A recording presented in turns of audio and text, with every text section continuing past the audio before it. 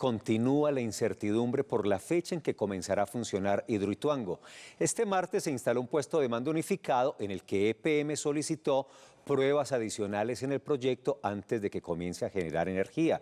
Sin embargo, Teleantioquia Noticias conoció que el gobierno respondió que no tiene facultades para conceder esa petición.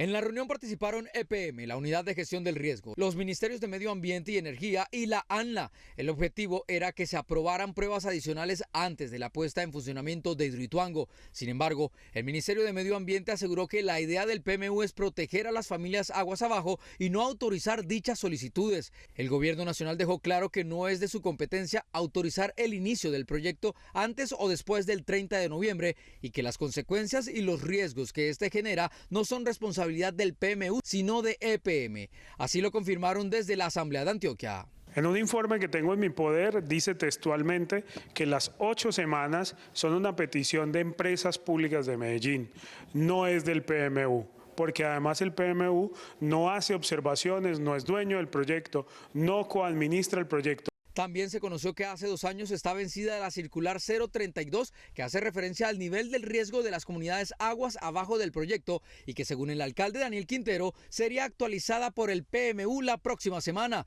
El diputado explicó que se trata de un proceso que no le corresponde al PMU y que demora como mínimo 6 meses. Dice que solo las pruebas adicionales tardarían 8 semanas y considera que EPM se verá obligada a pagar una multimillonaria multa. Lo claro frente al informe que presenta EPM es que no va a entrar en funcionamiento el 30 de noviembre, que además será multado por la CREC por 1.260 millones de dólares, que al dólar de hoy son 6.2 billones de pesos, y además, más complicado aún, que es responsabilidad del alcalde Daniel Quintero.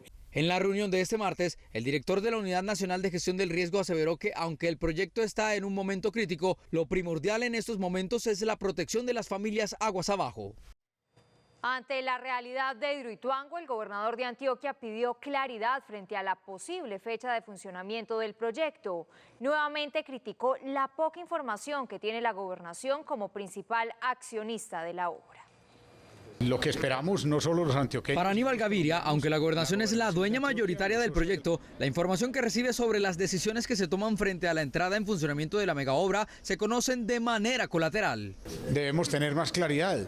Mire que aquí lo que hemos tenido es una serie de fechas que se han ido cambiando y eso ha generado cada vez más expectativa, más incertidumbre. Entonces lo importante es que ojalá haya una claridad definitiva con los diferentes actores, para que la opinión pública, tanto de Medellín, de Antioquia como de Colombia, tenga una fecha exacta y una fecha clara y no una sucesividad de cambios. El gobernador respaldó la petición de la Procuraduría y pidió garantías para las comunidades de la zona de influencia a la hora de poner en funcionamiento las turbinas 1 y 2. Ojalá buscar que la central entre en operación antes del 30 de noviembre, pero principalmente que se cumplan todos los más rigurosos estándares de seguridad para que cuando entre en operación sea seguro para la central, sea seguro para quienes allí trabajan y para los habitantes aguas abajo. Ese siempre ha sido nuestro discurso desde hace más de un año y medio. Aníbal Gaviria concluyó que no conoce si Hidroituango requiere pruebas adicionales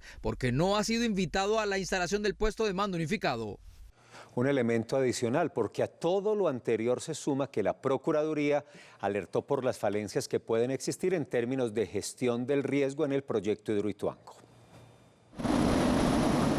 Tras varias visitas al proyecto en los últimos 6 meses y de participar de una inspección la semana anterior, la Procuraduría recomendó hacer todo lo necesario para evitar cualquier riesgo en Hidroituango. Se necesita entrar en operación, pero que esa entrada en operación y particularmente la puesta en marcha de las turbinas implica que se hagan las pruebas necesarias en todos los sistemas antes de entrar a operar.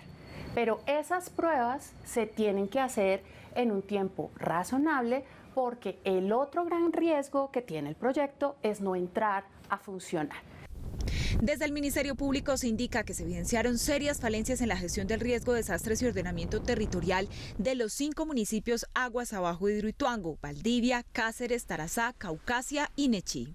Nuestro llamado es que haya una coordinación mayor entre las entidades del orden nacional, las entidades del orden local, particularmente los municipios que están en el área de influencia, EPM, con el fin de que se puedan realizar todas las acciones necesarias para que se puedan cumplir esos dos propósitos: realizar las pruebas y que el proyecto pueda entrar en operación.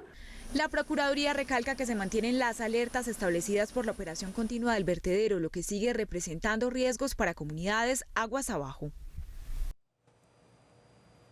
7 de la noche, 8 minutos. Atención, María del Pilar, que a propósito de toda esta situación de Hidroituango, EPM acaba de convocar a una rueda de prensa para referirse a los avances del proyecto hidroeléctrico. Será mañana a las 6:30 de la mañana en la sala de prensa del edificio EPM. Rueda de prensa, avances Hidroituango, para fijar el punto de vista que tiene EPM a propósito de esto, de la fecha que se había dicho, 15 de noviembre de inicio, y la fecha del 30 de noviembre, que generaría supuestamente sanción si no se empieza a generar la energía.